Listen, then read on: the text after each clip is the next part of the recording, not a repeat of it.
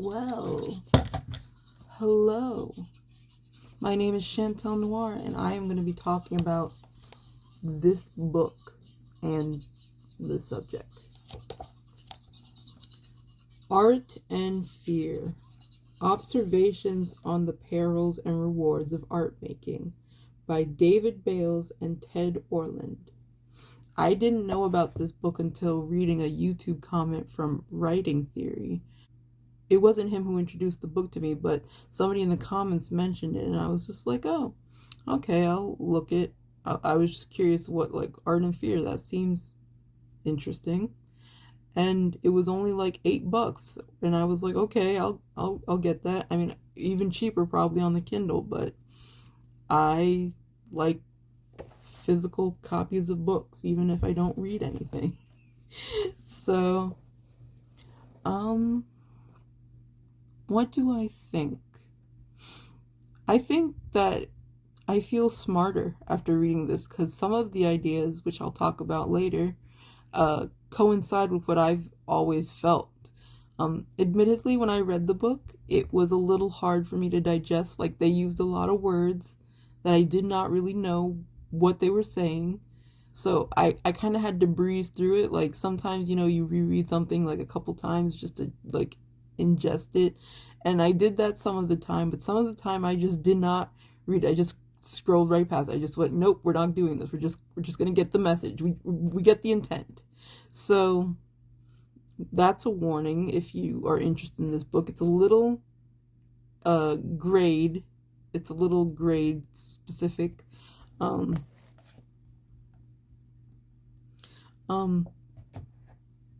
But it was also made in 1993. So the thing that I like about this book is that actually it's still kind of applicable. So, like, when I went into the Amazon, I read a few of the reviews, and one of the reviews that it said was that, oh, this should have been updated. This is why it's only getting 4 stars. It's not updated towards social media. And I'm like, you expect people to just update books made in 1993 to be about social media? Like, really? Who cares? And, like, the worst part is, a lot of what they said was true. Even now. Like, the most they were talking about computers for writing, not for art. So they didn't know that digital art was coming. But it's coming. It's here.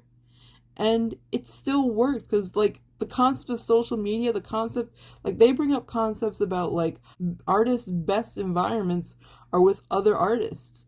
Artists should be with other artists in terms of, like, getting better. And it's like, wow, yeah, they got that. That's true. Like, the best art is, like, between your friends, you're getting, like, a bunch of buddies and then you prep yourselves up, and, like, that's true.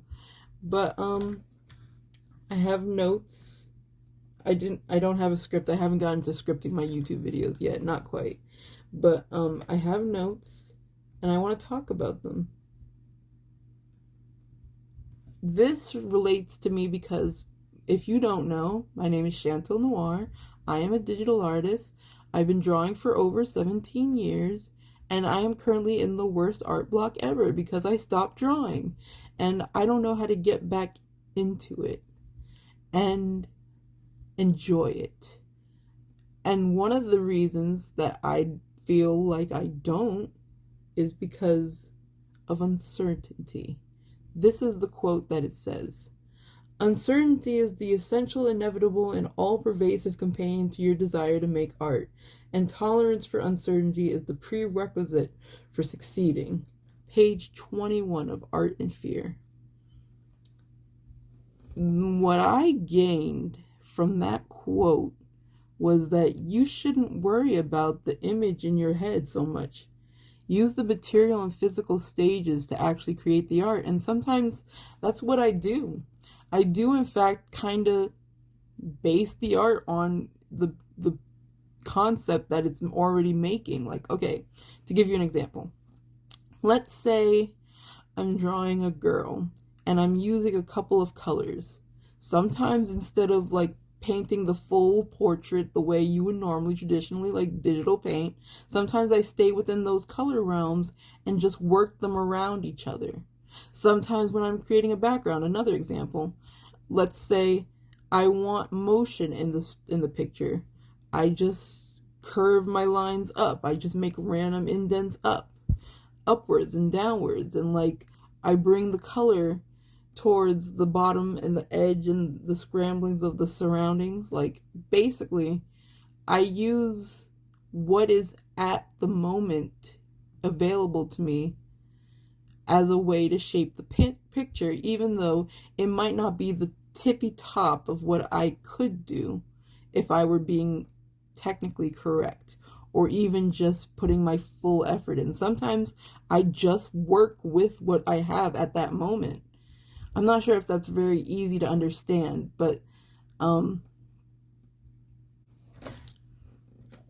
another quote that I took from this book: "Indeed, our own work is so inexplicably tied to time and place that we cannot recapture even our own aesthetic ground of past times. Try it if you can, to reoccupy your own aesthetic space a few years back, or even a few months. These carriers with it the bittersweet realization that you have already done your best work." Page 54. If you don't know, I am at a point where, and this is the worst part, I have been on an ever-growing quest to trace back the years past of my old works. It started with this picture that I drew at 16. This was the best picture, and still in some ways my favorite picture that I've ever drawn. And at this point, I have not redone it. If I have, like as the video goes on, I'll either cut this out or y'all will be like, oh, you did redo this picture. But this picture is the best work I've created to date, because I feel like it captures something that I wanted to tell. I wanted to tell a story. It's about my OC, and it's about her younger. The words, the title of this picture might change how you feel about it. Eyes Like Your Mother. That was the title of that picture. And, you know, it was very powerful. It holds an idea of mine from my story that is very powerful. But as far as like actually getting like it's a beautiful painting in its own right, and the fact that it was done by a 16-year-old me who was struggling with herself at 16 herself is very like part of the course. Like I was struggling in that picture, she's struggling, everyone's struggling, it's depression. And right before then is when I got into the mental hospital for the first time. So I had a bit of a psychotic break after making that picture. Like, that was one of the last... What happened was I made that picture, and then when I got back home, I kind of lost my art skills because I kind of forgot how I did it. And not only that, but I also changed programs. So I made that picture in Easy Paint Tool Sai, and then I later moved on to Photoshop. And this is another thing. Take notes because this is important. So when I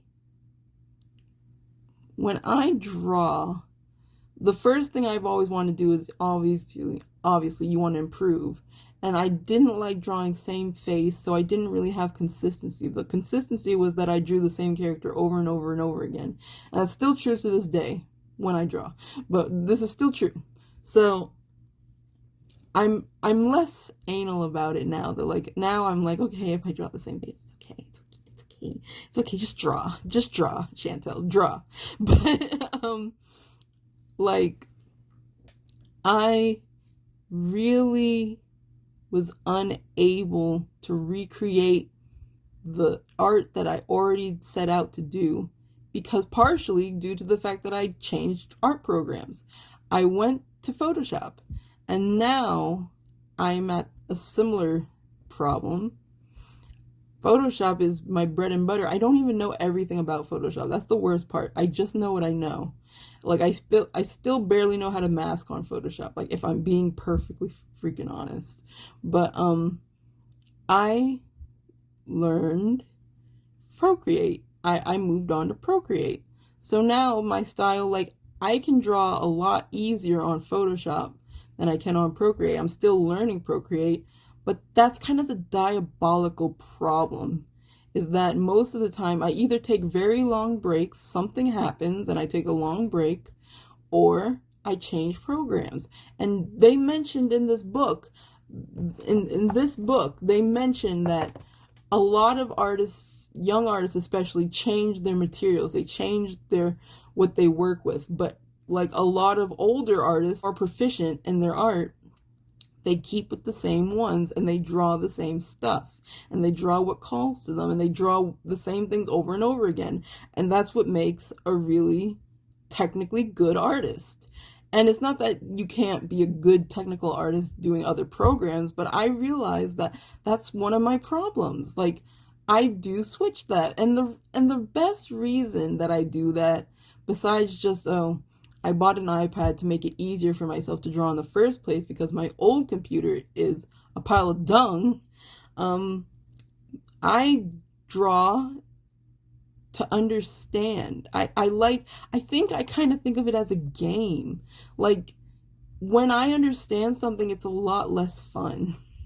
But when I still have things to learn, it's a lot more fun. So it's kind of like, if you understand, if you ever played an MMO and they had this section like, okay, now that you've gone to a certain level, restart from the beginning, but you level up faster, you get experience faster, but you start all the way from the beginning again, then you kind of get where I'm going. Like, that's kind of what I do.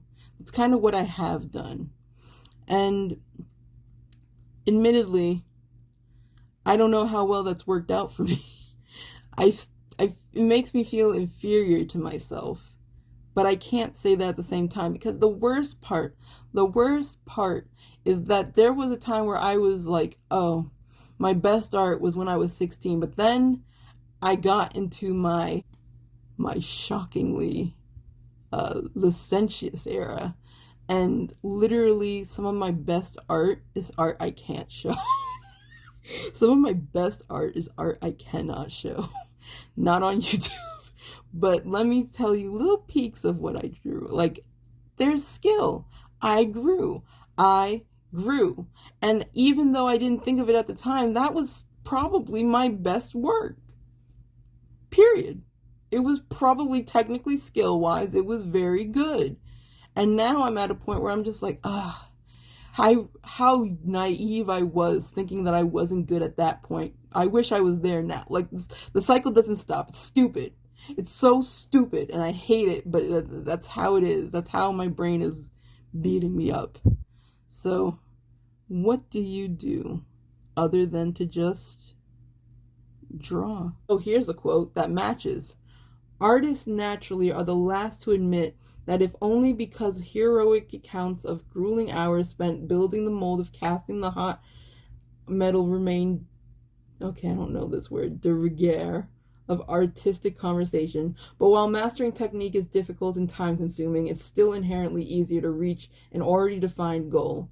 A right answer than to give them a new idea. So page 96, it's easier to be a technically skilled artist than it is to be an artist. And I'm not saying that technically skilled artists, like, okay, if you're one of those people who copies pictures and you like can copy pictures and shades and stuff, you're an artist. I'm not saying you're not an artist. I'm just saying that for me, being an artist was never about that. It was always about capturing the thoughts in my own head, like the things that I couldn't see. That was always how I felt about art. So that's why for the longest I didn't even like look things up. I didn't like copy things. I didn't reference. Now I'm more like, okay, I'm going to reference because I'm tired. I'm just trying to get things done. I'm trying to get a goal here. But, excuse me. But being an artist for me is always what it feels like, the emotion, the storytelling. And that's problematic for me because I don't have a lot of things to storytell anymore with my art. I don't get ideas like that. But I do get writing ideas. So maybe the problem is not that I don't have things to say, just that I don't want to say it the same ways anymore. I'm currently writing a book, Kiki and the Light. I'm currently, I mean, I don't know what chapter I'll be when I post this, but at the current moment, I'm on chapter 7. And my goal is to get to chapter 9 in a couple days. So hopefully by the time I post this, I'm somewhere much farther than that, and I will put where I am if I am. But I want to create art in a fluid way. I want art to be fluid, and I want it to be easy, but art and drawing is difficult. And I think the problem with me is I'm a little lazy. So I don't like animation, and that was my first start. Like, before drawing, before doing all this painting and technical stuff, I was an animator, a fanimator, in fact. If you know, you know. But I was a fanimator, in fact, and I had my own fanime, and it was Kiki, Kiki's story, but it was called The Epic Tales of Kiki, and it was an Inuyasha-based story. I've gone far in my fandom life. Apparently, I've always been disgusting.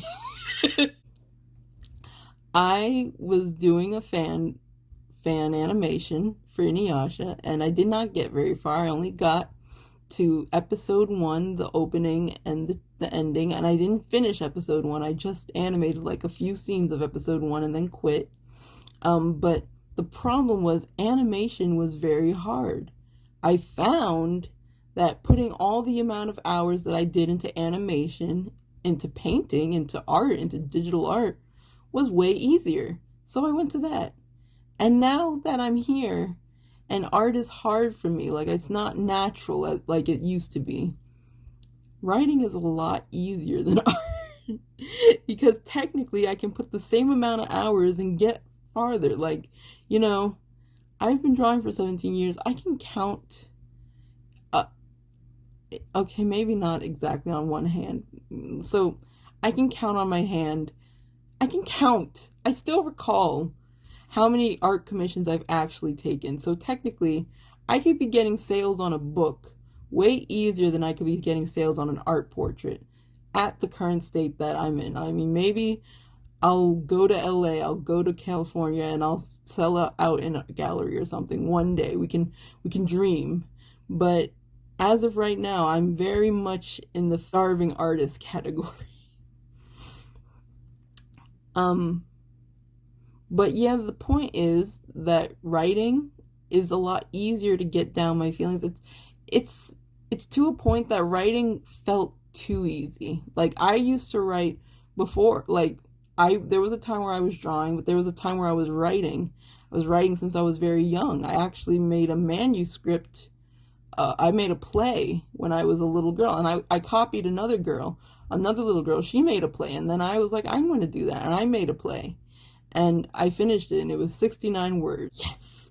It was 69 words, and I don't have it anymore. I gave it to an art teacher that I cared about. But I guess the point is that it was easy for me. Like, poetry was easy. Writing was easy. And it's not that writing can't be more difficult. I mean, when you put all your time and effort into something and you see it through, you're going to get into bumpy roads. Like, once you focus all your energy on something and you're critical as a person, then it's going to be hard no matter what. So it's not like writing it's easy. It's not easy. It's just that it's easier than art. It's easier than drawing, because at least to my standards, I can't have fun with drawing. I just have to draw to get to point A to point B, to get my idea out. And at least when I write a story, like I write a picture, I can make a really beautiful paragraph in like 10 or 20 minutes. And I might not be able to make multiples, which is what makes it hard, because, you get one good idea and it's like, oh yeah, I can write a really satisfying paragraph. But it's still hard. It's still hard, but it's easier than drawing. So, sorry, I went a little bit on a tangent. What I like about this book is that, I mean, it's very comforting to read. It's like, yeah, I feel like a parent was petting my head and saying, yeah, this is just what all artists go through. Like, artists put themselves as in their art, in the sense that they are the art. Like, what they create is them. So when they can't create, then they're a failure. And I think that's the problem that I have. I've gone a long period of not creating, and I sometimes feel like a failure, even though I've made pieces. How come the pieces I've already made can't help me feel as if I've already done enough? If I could never made another picture, I've made probably over hundreds of pictures. I might have made 1,000 pictures. I might have made more than that. Probably have. I've made countless works. So even if I didn't pick up a paintbrush today, did you do enough? And I think as far as art goes, I want to say yeah. But I don't want to quit art because it's something that I'm good at, and it's what I am. It's how I see the world. I see myself as an artist no matter what.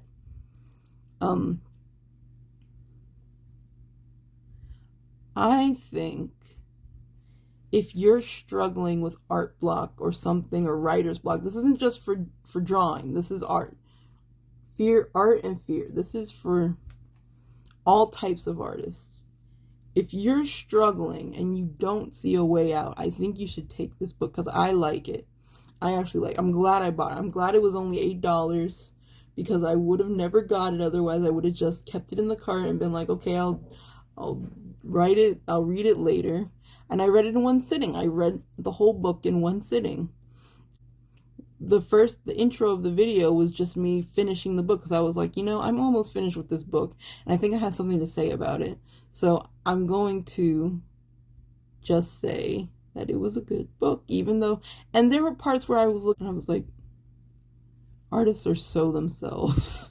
Like, there is a level of pretension that all artists are that I can read. I can see it and I hear it, and I'm just like, oh yeah, of course he would say that. Even though it was 2 people that wrote this. It was 2 people. Oh yeah, of course they would say that. Of course they would think that way. Of course.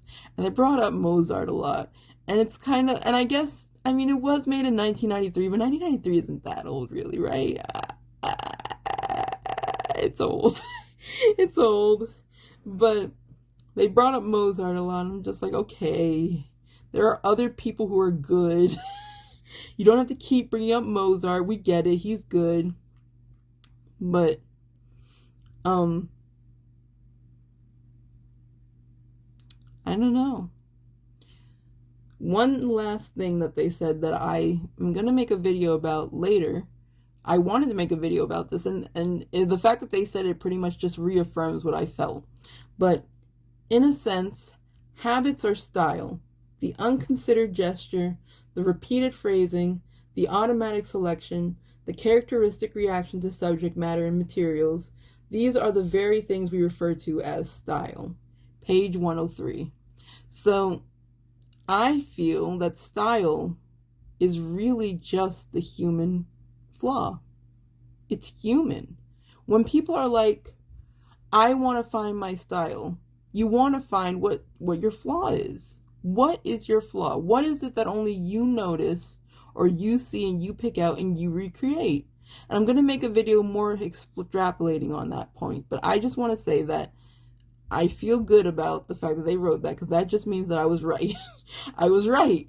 I figured it out. I know what style is, and I guess I should it. That's 17 years, right? But I know what style is, and I'm still, surprisingly, looking for mine, especially drawing a new program like Procreate. I don't know what my style is anymore. I mean, I have a style of sorts, but I just like color. I like color, and I like pretty people. Not that I don't like drawing other things too. I do like drawing other features, but I like pretty people, so that's, I mean, it's whatever. I guess style is also too, like you put yourself somewhere in your work, like you put something of yourself in your work, because that's natural, you know? So like when you're drawing, like your hand, you use your hand. You look at your hand and you're like, oh yeah, this is how you draw hands. Please don't mind my nails. I'm so sorry. I need to go to the nail salon one of these days. It's so bad. But, yeah, Art and Fear. I think you should give it a try. And I want to thank the people who wrote that book, because I'm just going to say I'm going to continue to give it a try. And I'm not going to turn back the pages. I got to stop looking back. I got to just enjoy the process of drawing. I think the real takeaway for me is to not care so much about the image in your head, but care about the image on the paper that you've already made and work with it. That is really the active way to get through that. Like, so instead of imagining things, why not be one of those artists that don't imagine things? Like, there are some artists that can't imagine anything. They just draw for the vibes. Like, they're just like, okay, what are we going to create today? And I think they're better for it, because I want to do that in a sense, so I don't have to, like, scream at myself for not appreciating what I already figured out as an artist. This has been Chantel Noir. If you want more of my art, look on my website, and catch me later. Bye.